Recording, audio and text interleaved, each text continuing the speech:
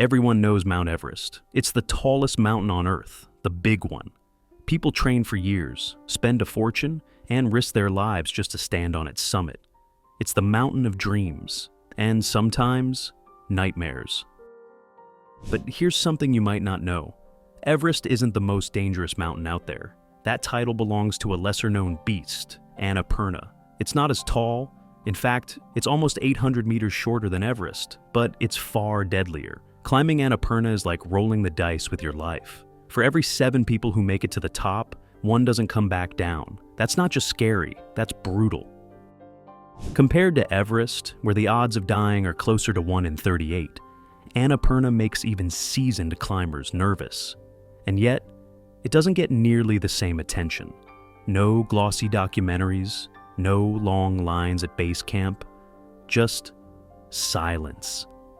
Danger. This story isn't about the tallest mountain, it's about the deadliest. A mountain that punishes mistakes, ignores experience, and plays by its own rules. So if you think Everest is the ultimate challenge, think again. Let's talk about Annapurna. Climbing any mountain is hard, but Annapurna? That's something else entirely. You're not just fighting exhaustion or cold, you're battling fear, real bone-deep fear. Because up there, things can go wrong fast, and when they do, there's no second chance. Avalanches are the biggest threat. They're sudden, brutal, and often impossible to avoid. Climbers on Annapurna don't just worry about slipping or getting tired. They worry about being buried alive in snow they never saw coming. Imagine this. You're camped out on a steep slope. It's the middle of the night. The wind howls, the snow shifts. You hear a low rumble and your stomach drops. Is it thunder? Or is it an avalanche heading your way? Even if nothing happens, the stress eats at you, day after day, night after night. That kind of pressure wears you down. And it's not just the fear, it's the isolation. Annapurna doesn't attract big crowds. There's no traffic jam of climbers like on Everest. Some days, you might be the only team on the entire mountain. If something goes wrong, help is far away. Helicopters might not reach you. There are no long lines of Sherpas ready to carry you down. It's just you, your team, and the mountain. Many climbers who've stood on Everest say Annapurna is in a different league. Everest is busy, cold, exhausting. But you've got support. On Annapurna, it's just raw risk. That's why even experienced climbers get nervous. You have to trust your instincts, know when to push forward, and more importantly, when to turn back. Because Annapurna doesn't care about your goals. It doesn't care how strong you are. It just waits, quiet, unpredictable, and deadly. And that silence, that's what makes it so terrifying. So, what exactly makes Annapurna more dangerous than Everest? Now, start with a real story, because numbers only go so far. In 1996, a deadly storm on Everest killed 8 people in a single day. It became world famous. Books, movies, documentaries, you name it. One of the heroes of that disaster was Anatoly Bukrev, a strong, experienced climber who helped save others. Just 1 year later, in 1997, Bukrev died on Annapurna, swept away by an avalanche. Same Himalayas, same man. But this time, even he couldn't beat the odds. That's Annapurna for you. If we take a look at the numbers, they confirm that Annapurna is something else. Everest has been summited over 12,000 times. Annapurna? Just over 500. That alone tells you something. People simply don't climb it as often. And there's a reason for that. The fatality rate on Annapurna is about 14%. That means for every 7 people who reach the top, 1 doesn't make it back. On Everest, that number is closer to 2.6%, about 1 in 38. That's still risky, sure, but Annapurna is in a league of its own. And it's not just the stats. It's how those stats came to be. First, the terrain. Everest is tough, no question.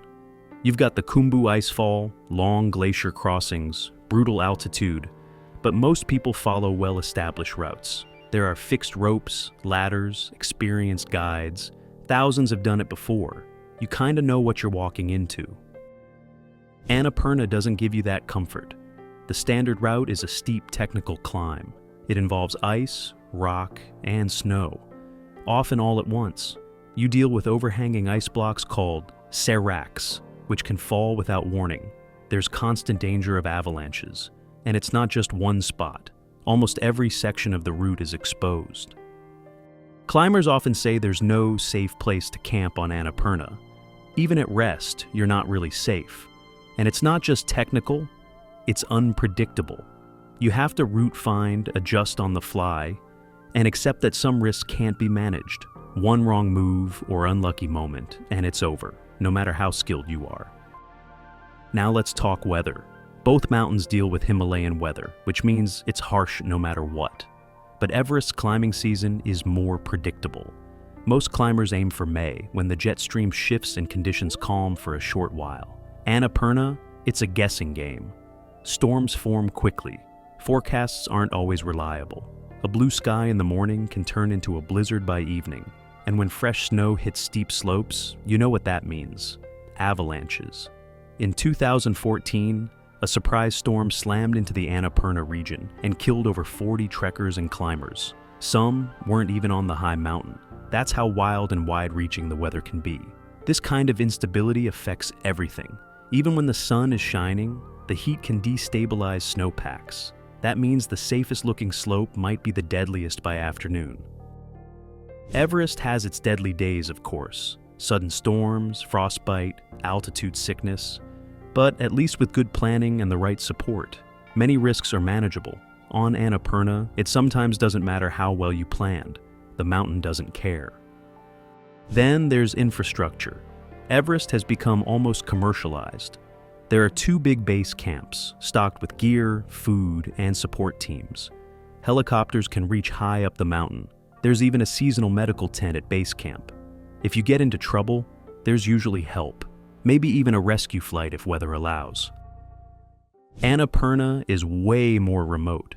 Fewer climbers mean fewer resources. You might be the only team on the mountain. There's no full-time medical station. And helicopters, they can only come if weather is perfect. And even then, they may not get high enough in time. In 2019, climber Wee Kin Chin collapsed near the summit. His team had to descend without him. It took nearly 2 days for rescuers to reach him, and he died shortly after being airlifted. Not because he made a mistake, not because he gave up, but because Annapurna is just that unforgiving. That's another thing. Everest now attracts all kinds of climbers. Some are highly skilled, others are first-timers with a big wallet and a strong guide. That's part of why Everest gets crowded. Annapurna still keeps its gate closed to most.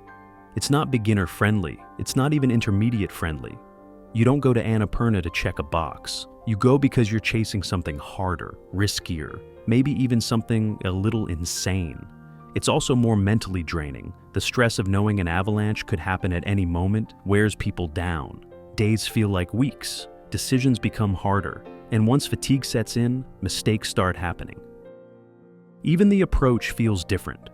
Everest might be a long trek, but it's well-traveled. On Annapurna, you're stepping into the unknown. No crowds, no guide ropes around every bend, just you, your team, and whatever the mountain throws your way.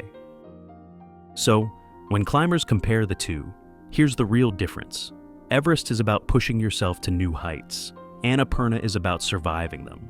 It's the mountain that doesn't care how famous you are. It doesn't care how many summits you've got under your belt. It just waits, silent, dangerous, and always one bad decision away from disaster. That's why Annapurna doesn't just test your strength, it tests your judgment, your timing, your luck, and maybe even your limits as a human being. Some of the best climbers in the world have died there, because this mountain doesn't care how good you are. Meanwhile, Everest keeps drawing big crowds and bigger dreams. It's the world's highest selfie spot, but Annapurna, it stays quiet and deadly. In the end, the tallest mountain isn't the most dangerous. That title belongs to Annapurna, a mountain that doesn't just test your skill, but your survival instinct, where success isn't about reaching the top. It's about making it home.